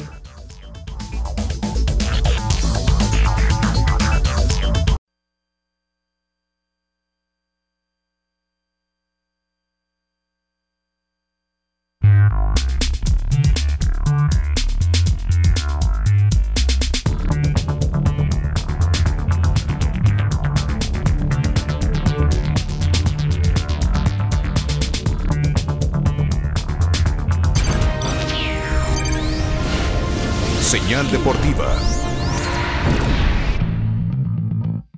Buen día, Sonia, José Ángel, amigos de Señal Informativa. Los saluda su servidor Jesús Sánchez para presentarles lo más relevante en el ámbito deportivo. Iniciamos con la información. Joel el Tiburón Sánchez, estratega de Leones Negros, desea que el equipo continúe por la misma línea. Los detalles con Rubén Ortega. Tras su feroz arranque de torneo, Joel Sánchez espera que sus Leones Negros puedan mantener el nivel mostrado, afinando puntos clave y siguiendo con la actitud que los llevó a imponerse de manera categórica en el primer encuentro. No, bueno, nosotros no vamos a cambiar, tenemos que reafirmar lo que está trabajando bien el equipo, obviamente corregir detallitos ahí que faltan por enfatizar, pero en términos generales el partido fue bueno, el equipo mostró solidez, mostró personalidad, mostró siempre que quiso ser protagonista en el partido, de principio a fin. Repito, pese a las vicisitudes que se presentaron, el equipo supo sortearlas y afortunadamente trajimos un triunfo merecido para el arranque del torneo. Por lo que representa este equipo, me parece que era importante arrancar con el pie derecho, así que ahora viene un partido complicado, viene la presentación en casa, así que tenemos que sacar provecho de esa condición. El Tiburón valora los regresos de elementos clave en el plantel melenudo y espera que las molestias de José Díaz no le impidan estar presente en el duelo frente a Coras. Afortunadamente ya se incorporaron, de hecho Telles desde la semana pasada, Pavel ya se incorporó 100% hoy, así que veremos qué arroja el estudio que le van a hacer al Chepe Díaz. Esperemos que no sea de gravedad y tener la mayor cartera de jugadores para elegir lo mejor el próximo domingo. En el último antecedente, el equipo de la UDG se impuso por 3-1 a la escuadra nayarita. En los próximos años en México habrá extranjeros desde fuerzas básicas, considera Roberto da Silva, un destacado exfutbolista. Aquí los detalles. La regla 18 se puso en marcha en el fútbol mexicano y equipos como los Xolos de Tijuana y los Gallos Blancos del Querétaro sí la aprovecharon al mandar al terreno de juego en su primer partido del torneo a 10 jugadores no nacidos en México. Uno de los extranjeros más importantes que han llegado a nuestra localidad es el brasileño Roberto da Silva, quien nos habla sobre esta regla. Por ahí un año atrás, yo vengo diciendo que va a haber niños 12, 13 años extranjeros aquí en México y no me están creyendo al tiempo. Lo que está sucediendo, que ya en mi forma de ver, es muy poca capacidad en fuerzas básicas. No estamos sacando jugadores como antes, como en el pasado. Si tú sacas jugadores del nivel de un Jorge Dávalos, de un Plasencia, de un Galindo, de esta clase de jugadores, va a ser muy difícil que tú traigas extranjeros en lugar de ellos. Yo vengo diciendo que va a haber comunitario, como en Europa, aquí en México. En los equipos del estado, Atlas utilizó frente al Toluca 4 elementos extranjeros y a Leones Negros en la Liga de Ascenso solo participó el colombiano Armando Nieves, quien ingresó en la parte complementaria ante Potros Guaem. En el equipo rojinegros del Atlas buscarán sorprender a los incrédulos, afirman protagonistas del conjunto tapatío. Los detalles con Rubén Ortega. Luego de comenzar con un empate su andar en el Apertura 2016, los rojinegros del Atlas desean convertirse en la sorpresa del torneo, sacando provecho de no ser tomados en cuenta como favoritos. Así lo aseguró Martín Barragán. Sí, nosotros es lo que queremos, estar bien y tomar por sorpresa a todos que se ha mencionado que no somos un equipo para luchar, que no estamos puestos para pelear grandes cosas, pero nosotros no estamos en esos pensamientos, nosotros tenemos otras cosas pensadas y son las que nosotros queremos llegar primero a la liguilla y después buscar otras cosas más importantes. El atacante, quien marcó en el duelo frente a Toluca, espera mantenerse en el 11 titular de los Zorros. Sí, mala suerte para Edson, que se lesionó, un gran compañero y amigo, y ahora se me da la oportunidad, como dices tú, pero a seguir trabajando, a seguir luchando, a seguir compitiendo con mis compañeros, para así poder estar yo en el 11 y seguir jugando y haciendo goles. El plantel atlista trabaja con intensidad de cara a su próximo enfrentamiento frente a los Tigres. El América hará su debut en la Copa MX, aquí los detalles.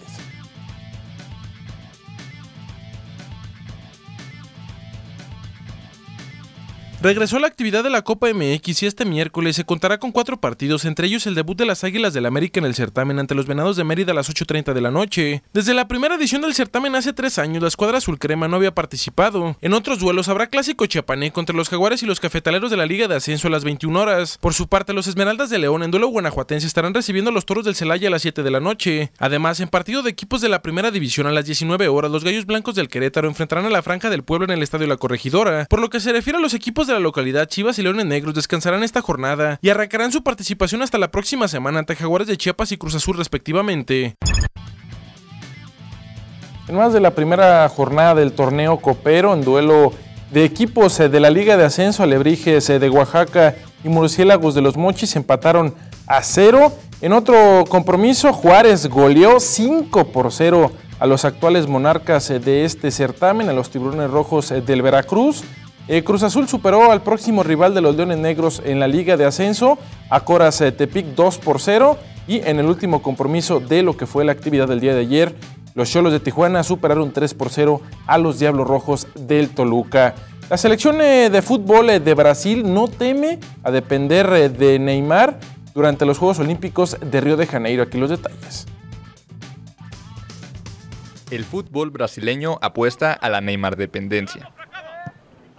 La selección, dirigida por Rogério Micali, inició sus entrenamientos de cara a los Juegos Olímpicos de Río de Janeiro. Como todo el país, el director técnico espera conquistar la medalla de oro y bajo el liderazgo del delantero del Barcelona. Eu quero ser dependiente do Neymar. Quiero ser dependiente de Neymar. ¿Qué entrenador en el mundo no quiere tener un Neymar en su equipo? Que esté bien, que consiga hacer lo que hace con excelencia. Fazer o que ele faz com excelência. La postura de Micali contrasta con la de Dunga, antiguo seleccionador, quien siempre quiso minimizar la vinculación del grupo con el astro. Neymar, de 24 años, desistió de jugar la Copa América Centenario para estar en Río 2016, ocupando una de las 3 plazas para mayores de 23 años.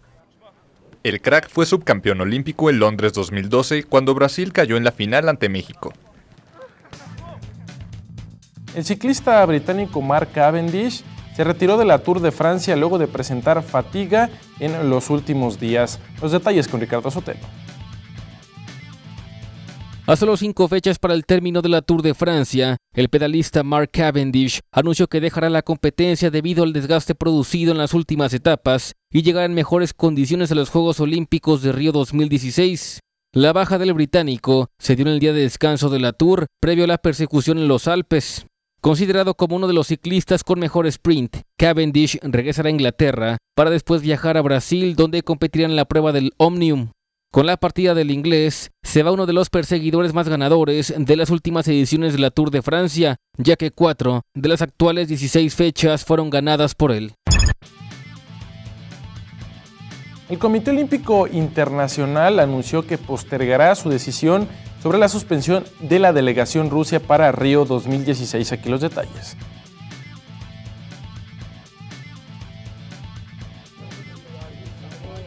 El Comité Olímpico Internacional mantiene en suspenso a los atletas rusos en el caso de su posible exclusión colectiva por dopaje. El presidente del organismo comunicó el martes que no tomaría ninguna decisión para ceder la responsabilidad a las federaciones internacionales. Fijó también postura sobre el informe McLaren, entregado este lunes, que reveló un dopaje sistemático en deportistas rusos con anuencia del Estado. Los hallazgos de este reporte muestran una realidad impactante y un ataque sin precedentes a la integridad del deporte y los Juegos Olímpicos. De esta manera, el Comité Olímpico no dudará en tomar todas las medidas y las sanciones correspondientes contra este comportamiento. Los atletas rusos esperan la posibilidad de suspensiones individuales en vez de una colectiva. Estas acusaciones son muy serias y, por supuesto, no es solo deporte, es mucha política. Es un gran negocio donde los partidos tienen una pelea sucia. El que gane este juego estará en la cima. Es hora de que nuestro país se integre. Soy optimista, creo en lo mejor. Les aconsejo a todos que crean en lo mejor. Como medida precautoria, el Comité Olímpico pidió a las federaciones internacionales de deportes de invierno que cualquier preparativo de eventos mundiales en Rusia quede congelado. El jalisciense Alfonso Leiva Yepes viajará el 26 de julio a Brasil para su última concentración. Aquí los detalles. Luego de una gira por Europa, el luchador tapatío Alfonso Leiva Yepes regresó a nuestro país para continuar con su preparación de cara a los Juegos Olímpicos de Río de Janeiro. En Europa, el trabajo estuvo enfocado en corregir aspectos como la intensidad y perfeccionar algunas técnicas. Además, el representante del estado compitió en 2 Grand Prix en Alemania y en España, eventos en los que se colocó en la 10ª y 9ª posición respectivamente. Leiva estará entrenando en México hasta el 26 del presente mes para posteriormente viajar a Brasil, donde trabajará durante una semana con deportistas de países como Azerbaiyán y Cuba. En luchas asociadas, nuestro país solo ha conseguido una presea en Juegos Olímpicos, la plata que se adjudicó Daniel Aceves en Los Ángeles 1984. Es todo en la información deportiva. Buen día, regreso contigo. Gracias, Jesús, y nosotros vamos a la línea telefónica. Ya está en la misma Henry Saldaña. Él nos tiene información del auto que se dictó en este proceso que se sigue contra Gerardo Ortiz. Muy buenos días, Henry, adelante.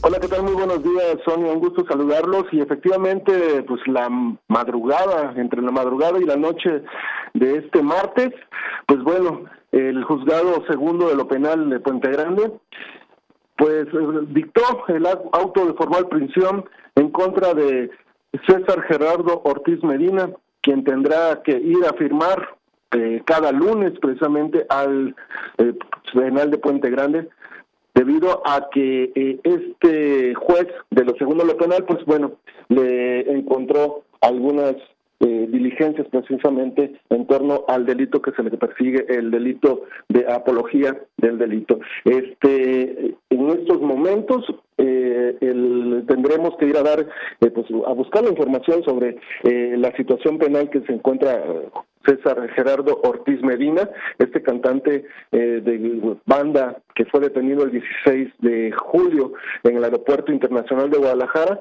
luego de contar con una orden de aprehensión en su contra. Este proceso que durará cerca de 6 meses, pues bueno, tendrá que realizar estas firmas cada lunes y no podrá salir precisamente de la ciudad o pues ahora sí que del país, este cantante de música grupera, hasta que termine el proceso. Debido a la fianza que depositó, esta fianza de 50,000 pesos, para evitar precisamente ser detenido y que pisara la cárcel, podrá continuar su proceso en libertad, mientras que dure precisamente estos 6 meses, que mientras concluya este litigio. Hasta estos momentos, pues bueno, no hay una información por parte de la defensa precisamente del cantante, por lo que estaremos buscando alguna información sobre lo que resulta precisamente en torno a este caso que ha dado la vuelta pues prácticamente en todo el mundo, y en donde ayer tuvimos una entrevista con Eduardo Almaguer, donde mencionaba que iba a ser un precedente a nivel nacional la detención de estas personas, y para que también los músicos y los productores pues busquen y revisen precisamente los contenidos musicales para evitar este cargo de apología del delito, y evitar también precisamente que se incite a la violencia en contra de las mujeres o contra alguna otra persona. Es la información que tenemos hasta esos momentos. Conforme vaya fluyendo, pues ya estaremos dando a conocer los avances de este litigio, de este caso del cantante de música grupera, César Gerardo Ortiz Medina. Muy bien, Henry, muchísimas gracias. Hasta luego, muy buenos días. Gracias. Bueno, pues ahí está la información al momento de lo que sucede en torno a esta situación. Complicado que lo cumpla. Ya se acreditó con la documentación con la que se identificó que no tiene residencia en nuestro país. Por lo pronto, pues si usted es fan de Gerardo Ortiz, pues es la buena noticia, lo va a estar viendo cada lunes por aquí en Guadalajara, pero nada más un favor. No están malas ideas. No lo platique, no claro diga que es su fan. Hacemos una pausa, regresamos, tenemos más información.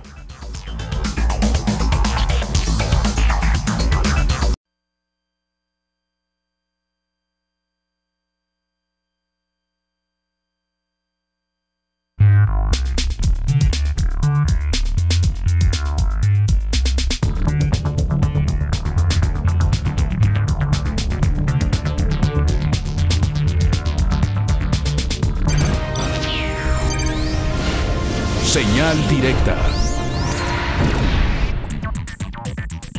Gracias por continuar con nosotros en Señal Informativa, y bueno, mejor ya cambiémosle al tema de lo grupero y platiquemos de jazz, si usted nos permite. Saludamos a Gilberto Cervantes, presidente de Fundación Tónica, ya a pocos días de que arranque el Festival de Jazz Tónica. Así es, muchas gracias, buenos días.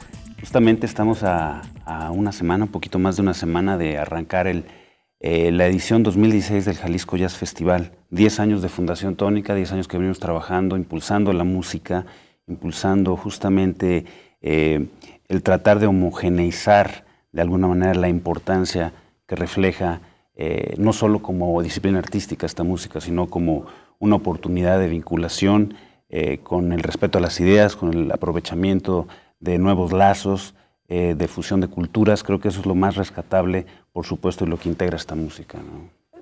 Justamente hablando de música y de géneros y de la diferencia de lo que puede generar la música en la construcción de una sociedad, es muy importante. Creo que no hay una cultura que no se explique, o que se explique más bien sin la música que logra producir, ¿no? Sí, totalmente. La música ha jugado desde el inicio de la humanidad una fuerte fuente de acercamiento hacia el propio desarrollo de las culturas, ¿no?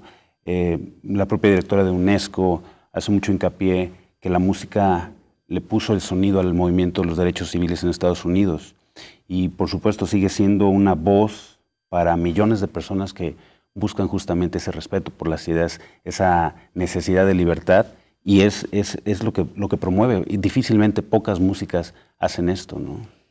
Momento más que oportuno, Gilberto Cervantes, el hablar justamente de eso, de la fusión de culturas por medio de la música, en el contexto en el que nos encontramos a nivel mundial. Un mundo, anoche lo comentábamos en otro espacio, convulso, un mundo violento, y un mundo que tiene que encontrar más motivos para unirse, para fusionarse, más coincidencias sin menos diferencias. Exactamente. La oportunidad que nos dan las artes en general es justamente eso, el poder expresar las ideas, el poder fusionar el pensamiento y la autocrítica. El propio ADN de esta música del jazz pues, es la fusión de culturas, es la fusión de la cultura africana con la europea, que nace en Estados Unidos, en Norteamérica, y se expande inmediatamente por todo el continente y por todo el mundo. Justamente ¿por qué? Porque el vehículo principal es el poder expresar lo que tú sientes, el poder expresar los sentimientos libremente y el poderte comunicar con las personas. El jazz representa también una integridad de género, un movimiento muy fuerte que también se destapa con el movimiento de los derechos civiles en Estados Unidos, que fue, creo que, un momento muy importante para la historia, y aquí en América Latina pues hemos tenido muchas oportunidades de ver cómo se desarrolla todo esto. Entonces, definitivamente la música en general, pero especialmente el jazz, nos da esa oportunidad de reflexionar sobre la importancia de las culturas, ¿no? Y justamente sobre la fusión de culturas, creo que en este momento sería muy difícil definir el jazz como un género único, con todo lo que le han podido meter quienes se dedican a la música y quienes han adoptado al jazz, ¿no? Sí, justamente, y esa es la bondad que tiene esta música, que tienes jazz mexicano, jazz chileno, jazz japonés, jazz tailandés. Y ya con cualquier instrumento, además, con cualquier ¿no? instrumento, y por supuesto, el jazz representa la fusión folclórica de estos continentes, y esa es la oportunidad que nos da la música, ¿no? De poder expresar, y justamente ese es el trabajo que venimos haciendo aquí en México, junto con mucha gente que viene trabajando. El jazz, el nacimiento del jazz en México prácticamente inicia con el propio nacimiento del jazz en general de la historia del jazz. Eso hace hincapié mucho Antonio Malacara, un importante historiador que lo vamos a tener también durante el festival, en un foro que tenemos como invitado especial a UNESCO México, justamente haciendo hincapié de el nacimiento del jazz. Por la cercanía que teníamos con Texas, que en ese tiempo era México, y Nueva Orleans, los músicos mexicanos se compartían y viajaban al interior del país justamente promoviendo y tocando esta música. Entonces hay una gran oportunidad de reflexionar sobre estos temas, ¿no? Y además en este mundo convulso y en particular en lo que sucede en nuestro país, la música seguramente tiene que ser una alternativa, ¿no? Sí, la música siempre ha sido una alternativa, creo yo. O sea, en el momento en que la música de canto nuevo, el rock propio, se convirtieron en géneros que representaron muchísimo el despertar de un sentimiento, el despertar, le dieron voz justamente a todos esos movimientos. Entonces, creo que estamos también aquí en México en una oportunidad de reflexionar sobre la importancia que tiene la música y la importancia, estamos viendo estas noticias, y no es nuevo, o sea, tiene temas de trasfondo político, social muy fuertes, que creo que el reflexionar sobre la importancia que tiene esta música nos puede dar muchas oportunidades de cambiar y de transformar también toda esta violentación que se hace, ¿no? Y regresando al jazz, Guadalajara ha sido una ciudad que lo ha cobijado bien, en donde pues ha habido muchos espacios. Radio Universidad, por ejemplo, le ha dedicado durante muchos años un espacio en particular. Totalmente, y ahora en el Jalisco Jazz Festival, en un marco que tenemos de 2 días, un foro muy importante, un foro académico, como lo digo, con UNESCO, vienen importantes académicos, importantes investigadores. Entre ellos hay una mesa de diálogo muy particular que tiene que ver justamente con la difusión del jazz en los medios masivos en el país. Tenemos invitados como Televisa, Grupo Milenio, está por supuesto el Sistema Universitario de Radio y Televisión, está el Instituto Mexicano de la Radio, donde participarán y dialogarán justamente sobre la importancia y cuáles son los criterios para difundir no solo esta música que es muy de nicho, pero cómo es la curaduría o cómo son los criterios en general para poder, nosotros como artistas y como promotores, poder entrar a estos sistemas, ¿no? Injustos los medios de comunicación con este género musical, Gilberto. Bueno, ya citaba Sonia casos sí excepcionales, como el de Radio Universidad, y podríamos mencionar algunos otros, pero en realidad pues sigue siendo un género no muy difundido. Sí, justamente, eso creo que tiene justamente que ver con la importancia que se le da a la industria de la música. Vemos estas noticias que acaparan los diarios, acaparan los medios, y que realmente sí son relevantes, por el contexto en que se enmarcan, pero si lo vemos como espectáculo es lo que se come y lo que se vive a diario.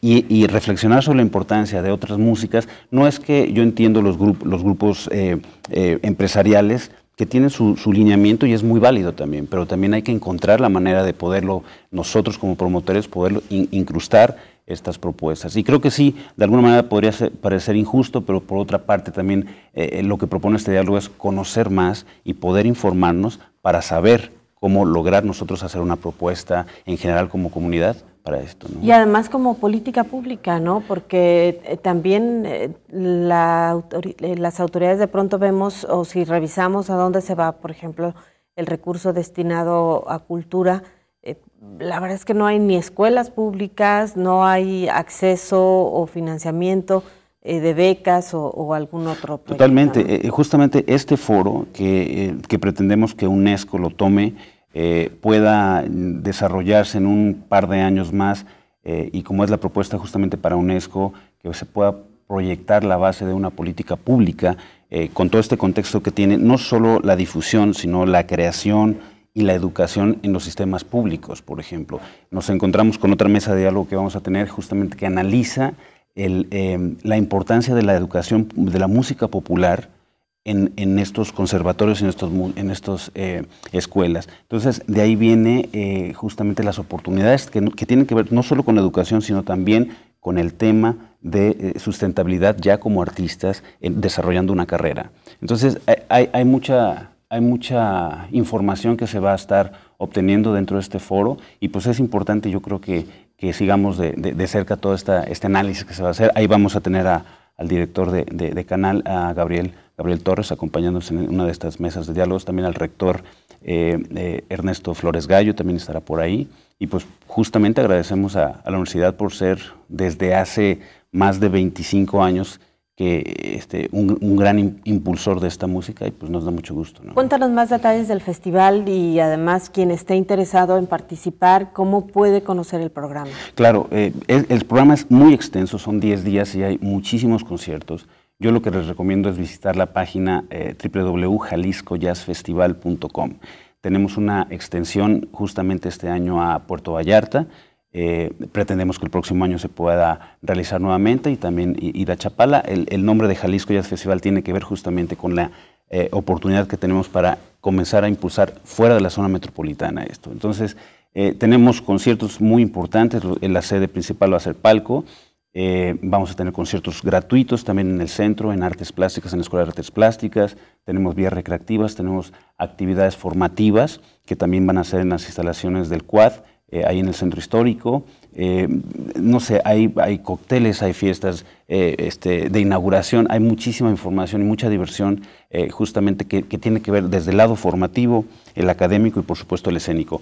Este año también el festival reconoce año con año a un artista mexicano, este año es Jazzamuart, se llama, vamos a tener, y los invitamos a todos para que el 28 de julio a las 8 de la noche en la estación de Citeur de Juárez, nos acompañen a la inauguración de la exposición de este gran maestro que es impresionante lo que él pinta jazz, él le pone color a las notas, ¿no? En costos, ¿cómo andaremos ahí para que vayan haciendo cálculos? Van desde los 200 hasta los 650 pesos. Y actividades abiertas al público sin costo sí, también, ¿no? Muchísimas. Esas son, creo que el 80% de las actividades son gratuitas. Muy bien, la página de nuevo para... jaliscojazzfestival.com, así nos encuentran también en las redes sociales, ¿no? Muy bien, muchísimas gracias. Al contrario. Gracias, es Gilberto Cervantes, presidente de la Fundación Tónica, a unos días del Festival de Jazz Tónica. Nosotros hacemos una pausa, regresamos, tenemos más información.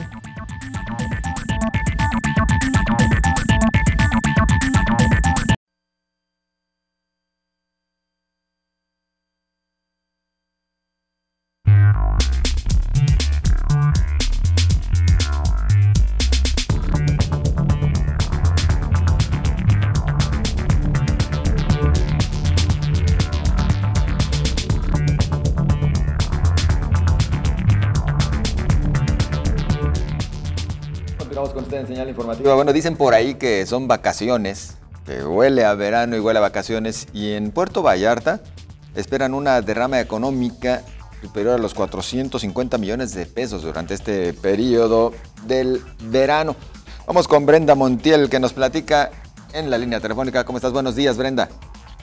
¿Qué tal? Muy buenos días. Los saludo desde Puerto Vallarta y así es, ya estamos en las vacaciones de verano y existe una alta expectativa para los comercios de Puerto Vallarta durante esta presente temporada. Así lo informó la presidenta de la Cámara de Comercio, Servicios y Turismo de aquí, Teresita Marmolejo López, y la Canaco Servitur informó que de acuerdo a cifras obtenidas en años anteriores y en base a estadísticas de ocupación hotelera para esta temporada vacacional de verano 2016, se estima una derrama económica superior a los 450 millones de pesos. Únicamente estamos hablando de los comercios de este destino y aledaños que comprenden la región, sin contar el grupo restaurantero, hotelero o servicios turísticos. En comparación al año pasado, te comento que se obtuvo una derrama de 367 millones de pesos. En cuanto a esto, por lo tanto, se tendrá un aumento mayor al 9%. Marmolejo López destacó que previo al inicio de la temporada vacacional, los comercios también afiliados a la instancia se capacitan constantemente para ofrecer un mejor servicio a los clientes y atraer mayor afluencia, y ya al momento ya son cerca de 350 personas que están en 17 empresas que han tomado estos talleres y se espera que más comerciantes lo realicen este mes. Pero lo importante es que Puerto Vallarta va a la alza. Escuchemos lo que dijo Teresita Marmolejo. Pero sí se ha visto un incremento y eso habla de que la economía está moviendo. También habla de que Puerto Vallarta va a la alza y sigue siendo uno de los destinos preferidos a nivel nacional por los nacionales, e internacionalmente pues tenemos muy bien posicionado en el norte del continente. Y respecto a los datos compartidos por la Asociación de Hoteles y Moteles de esta ciudad, la presidenta también de la Cámara dijo que para este periodo se espera una ocupación hotelera mayor al 90%, y sobre las estadísticas mencionadas, la Canaco puede sacar sus derramas económicas aproximadas. Escuchemos nuevamente lo que comentó la presidenta de la Canaco, Teresita Marmolejo López. Contentos porque ya tuvimos acercamiento con hoteles y moteles para que nos orientara un poquito de cómo va su ocupación hotelera. Sabemos que pues de eso depende mucho de las estadísticas y números que nosotros les podamos dar, porque sobre eso podemos prevenir algunas cifras, ¿no? Nos hablan de que vamos a tener entre un 87 y un 93% de ocupación, lo que es bastante bueno, porque recuerden que el periodo vacacional no es como en temporadas pasadas que duran 2 semanitas, o sea, aquí nos vamos a un mes, inclusive desde ahorita ya hay gente que ya está acá, o sea, va a ser un periodo bastante bueno.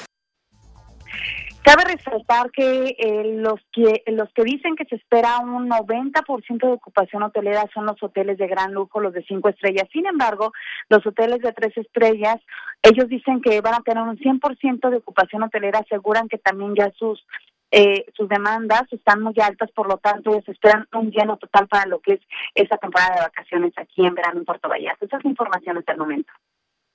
Y nosotros te agradecemos, Brenda, muy amable. Buenos días. Buenos días. Brenda Montiel desde Puerto Vallarta.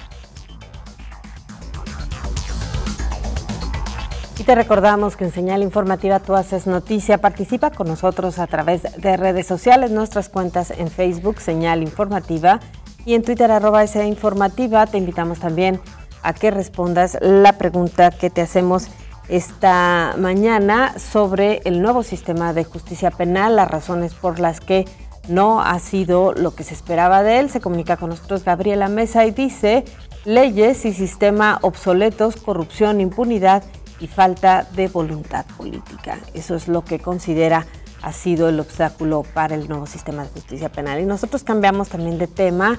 Se inauguró la 65 edición de Intermoda en la Expo Guadalajara. Comenzó la edición número 65 de Intermoda, la exposición de vanguardia en la industria de la moda que durante 4 días reunirá en la Expo Guadalajara a más de 950 expositores y espera la asistencia de cerca de 20,000 compradores mayoristas. Al respecto habla el presidente de Intermoda, Héctor Reyes. Intermoda también ha consolidado a Guadalajara como sede de la moda oficial, incluyendo el país de México. Para nosotros es un gran compromiso porque somos la única exposición en México que tiene una gran herramienta de promoción, exhibición y venta de los más innovadores artículos de moda, donde además promovemos e impulsamos la economía local. Al inicio de la fiesta de la moda asistió el presidente municipal de Guadalajara, Enrique Alfaro, quien asegura que con los ajustes al modelo de planeación de ciudad creativa digital, se da cabida al que será el clúster de la moda en la entidad, para el que se abrirá la convocatoria a inversionistas de este sector que quieran establecerse en la zona, que tendrá una inyección de 60 millones de pesos de recursos públicos para el mejoramiento general del polígono del Parque Morelos. Nosotros no podemos más que sumarnos a ese esfuerzo que están haciendo en la iniciativa privada para poder hacer de esta ciudad la capital de la moda en Latinoamérica. Guadalajara tiene un talento creativo impresionante. Los nuevos creadores tapatíos están marcando la pauta, no solamente en México, sino en el mundo. Por ello el gobierno tiene que hacer la parte que le toca, y en ese ejercicio y en ese sentido hemos abierto ya una mesa de trabajo con las industrias involucradas en la agenda de la moda en Jalisco. Otro de los invitados especiales a la apertura de Intermoda 2016 fue el presidente nacional de la industria del vestir, Samuel Hercevich, quien asegura un cierre de año positivo para la industria de la moda, que podría ser superior a la economía general del país. Con imágenes de Arturo Díaz, señal informativa, Celia Niño. En otra información, dan a conocer el programa del 17º Festival Cultural de la ciudad de Zapotlán el Grande, que llevarán a cabo del 13 al 21 de agosto con una gestión de 1 millón de pesos de la Secretaría de Cultura y el gobierno municipal. En este festival rendirán homenaje a Consuelito Velázquez por el centenario de su natalicio.